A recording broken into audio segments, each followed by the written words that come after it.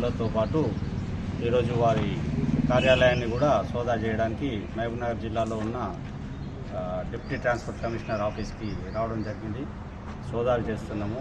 కంప్యూటర్లో కానివ్వండి, సంబంధించిన టెస్టులు, ఆల్మిరాస్లో ఏమేమి ఉన్నాయో చెక్ చేస్తున్నాము. ఫిర్యాదులు అందాయా లేకుంటే ఫిర్యాదులు ఉన్నాయి. కేసు రిజిస్టర్ అయింది. ఆదాయానికి మించిన ఆస్తులు ఉన్నాయని కేసు నమోదు. ఎక్కడెక్కడ అనేది చెప్పడానికి ఉండదు. నేను ఇక్కడ చేస్తున్నా. అంటే ఇక్కడ ఇప్పటివరకు ఎంతవరకు రికవరీ చేస్తారు సార్? అంటే ల్యాండ్ పరంగా రికవర్ చేస్తున్నారు, డబ్బుల పరంగా రికవర్ இல்லை ఇంకా చెక్ ఇప్పుడే కదా స్టార్ట్ చేసినాం. ఇప్పుడే రావడం జరిగింది. చేస్తున్నాము.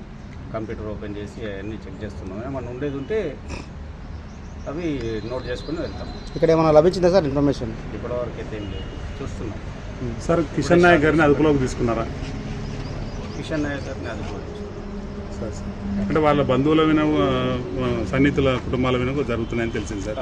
ఎక్కడెక్కడ సార్, ఏ ప్రాంతాల్లో ఇది? అవన్నీ చెప్పడానికి ఉండదు.